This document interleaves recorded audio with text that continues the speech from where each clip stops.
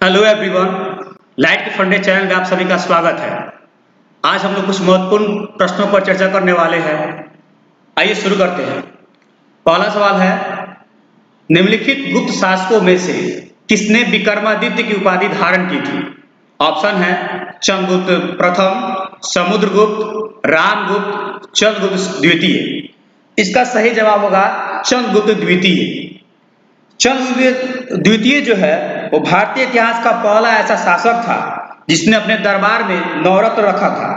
इसके अलावा इसने परम भागवत की उपाधि धारण की थी, अर्थात सेकेंड। अब देखते हैं पहले ऑप्शन की ओर, चंद्रगुप्त प्रथम। चंद्रगुप्त प्रथम जो था ये गुप्त वंश का वास्तविक संस्थापक माना जाता है। अगर बात करें गुप्त वंश संस्थापक कौन था, उसका नाम है स्त्रीगुप्त। ठीक है, तो चंद्रगुप्त पहला है जिसे वास्तविक संस्थापक माना जाता है।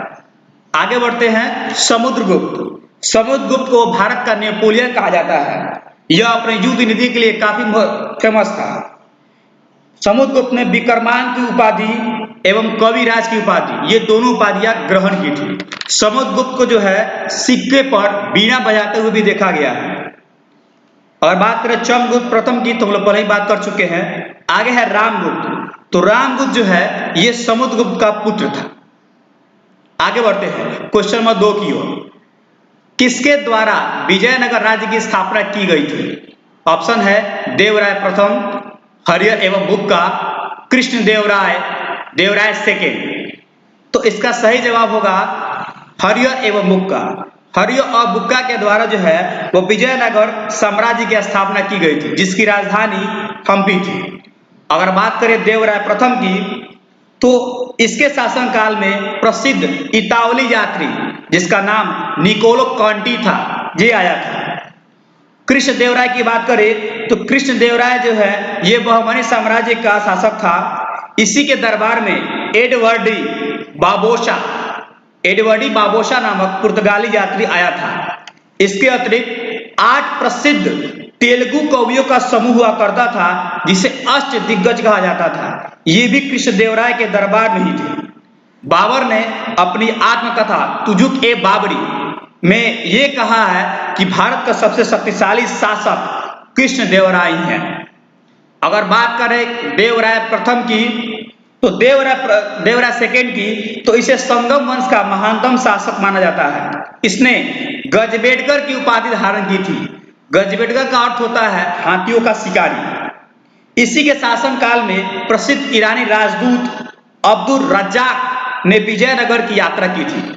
चलिए आगे बढ़ते हैं क्वेश्चन नंबर 3 की। निम्नलिखित में से किस शासक के अंतर्गत 8 मंत्रियों की एक समिति अथवा अष्ट प्रधान थी? ऑप्शन है कृष्ण देवराय, महाराणा प्रताप, शिवाजी, जसवंत सिंह। इसका सही जवाब होगा शिवाजी, छत्रपति शिवाजी महाराज जो मराठा का शासक थे। इन्हीं के दरबार में जो 8 मंत्री होते थे उन्हें अष्ट प्रधान कहा गया। और अभी हम लोग बात कर चुके हैं अष्ट दिग्गज की। ये अष्ट दिग्गज कहाँ रहते थे? तो कृष्ण देवराय के दरबार में। आगे बढ़ते हैं क्वेश्चन नंबर 4। तराइन के द्वितीय युद्ध में निम्नलिखित में से कौन सा भारतीय शासक पराजित हुआ था? ऑप्शन है पृथ्वीराज चौहान, जयचंद, जय सिंह चौहान, अर्णोराज। तो इसका सही जवाब होगा ऑप्शन ए पृथ्वीराज चौहान। तराइन का जो द्वितीय युद्ध हुआ था वो 1192 में हुआ था।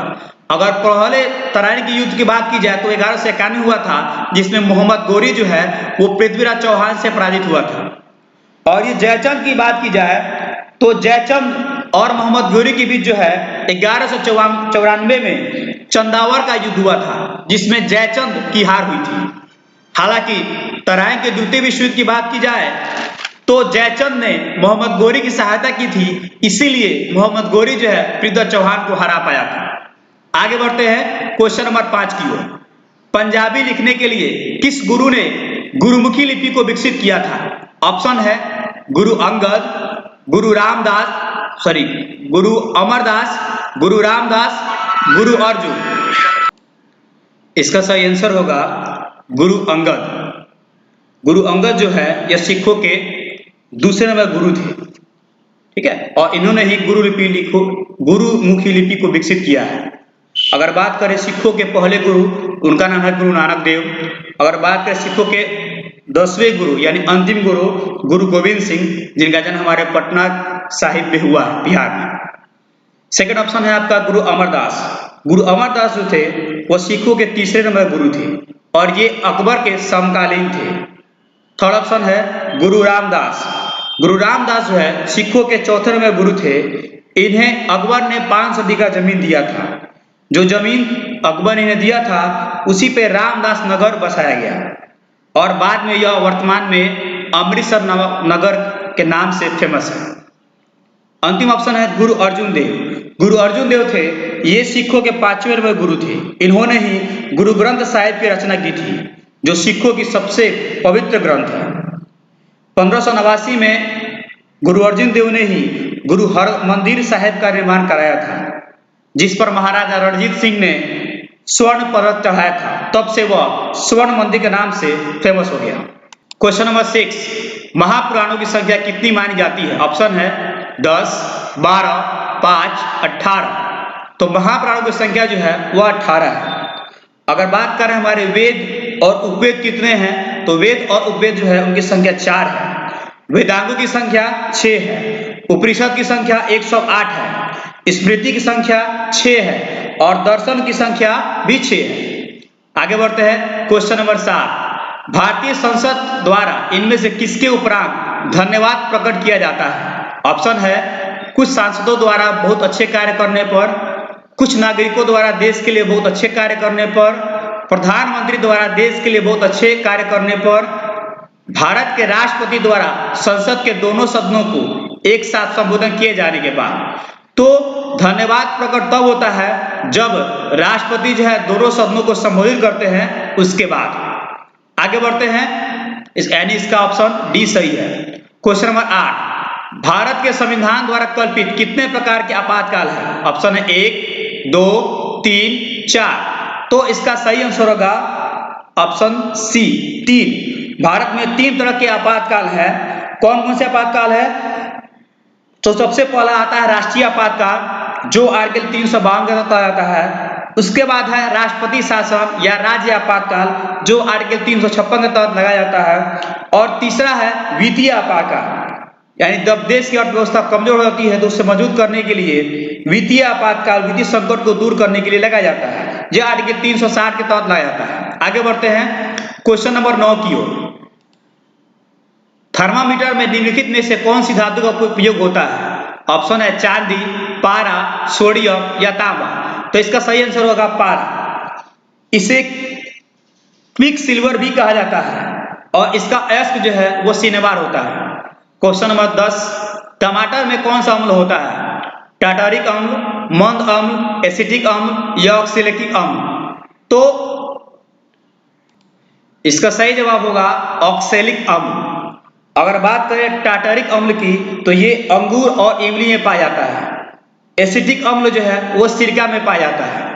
क्वेश्चन नंबर 11, लड़का किस उम्र में तरुणावस्था में आता है? ऑप्शन है 13 से 14 वर्ष, 10 से 12 वर्ष, 9 से 10 वर्ष या 11 से 12 वर्ष। तो इसका सही जवाब होगा 11 से 12 वर्ष।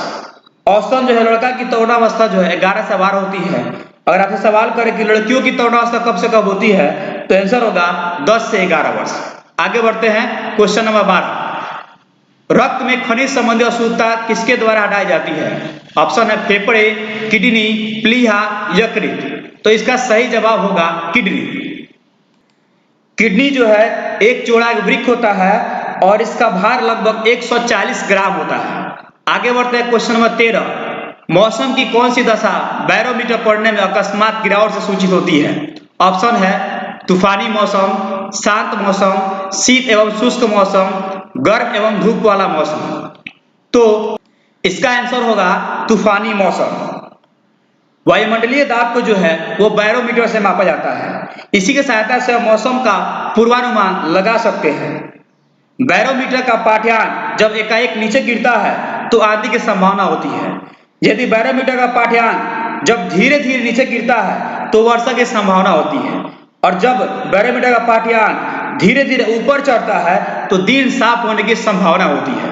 आगे बढ़ते हैं क्वेश्चन नंबर 14, दांतों को साफ करने के लिए उपयोग में जो पाउडर या पेस्ट लेते हैं उसमें कौन सा स्वभाव होना चाहिए? तो इसका ऑप्शन है अम्लीय, क्षारीय, उदासीन या उपयुक्त सभी। इसका सही आंसर होगा अम्लीय। आगे बढ़ते हैं क्वेश्चन नंबर 15। कौन सी गैस पृथ्वी विकिरण को बहुत अवशोषित करती है? ऑप्शन है carbon dioxide, argon, helium, methane. तो इसका आंसर होगा कार्बन डाइऑक्साइड। अगर बात करके कार्बन डाइऑक्साइड की मात्रा वायुमंडल में कितनी है? 0.03%। आगे बढ़ते हैं क्वेश्चन नंबर 16। रक्षा अनुसंधान और विकास संगठन DRDO 3 महीने के भीतर देश भर में कितने मेडिकल ऑक्सीजन बनाने वाले संयंत्र स्थापित करेगा? ऑप्शन है 1000, 500, 250 या 400। इसका सही जवाब होगा 500। अगर बात करते हैं DRDO, तो DRDO का फुल फॉर्म होता है defence research and development organisation. इसकी स्थापना जो है 1958 में हुई थी और वर्तमान इसके अध्यक्ष जो है सतीश रेड्डी है। और इसके हेडक्वार्टर की बात की जाए तो इसका हेडक्वार्टर नई दिल्ली है। आगे बढ़ते हैं क्वेश्चन नंबर 17। हाल ही में फास्ट टैग्स के साथ साझेदारी करने वाला पहला बैंक कौन सा बैंक बन गया है? ऑप्शन है यस बैंक, देना bank, axis bank, ICICI bank. इसका सही जवाब होगा ICICI बैंक। अगला क्वेश्चन 18। थिसारा परेरा ने अंतरराष्ट्रीय क्रिकेट से संन्यास की घोषणा कर दी है। वह किस देश के लिए खेल रहे थे? ऑप्शन है भारत, जिम्बाब्वे, श्रीलंका, दक्षिण अफ्रीका। तो इसका सही जवाब होगा श्रीलंका।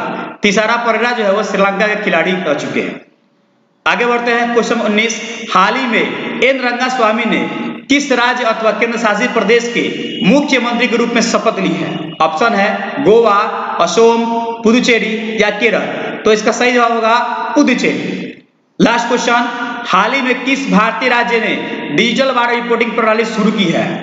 ऑप्शन है बिहार, असम, मेघालय, पश्चिम बंगाल। तो इसका सही जवाब होगा असम। आप सभी जानते हैं कि असम में जो है सर्वाधिक बाढ़ जो है वो ब्रह्मपुत्र नदी के कारण आती है। अगर बिहार की बात करें तो बिहार में कोसी नदी, उड़ीसा की बात करें तो ब्राह्मणी नदी। Thank you. अगर आपको वीडियो अच्छी लगे लाइक और सब्सक्राइब जरूर करें।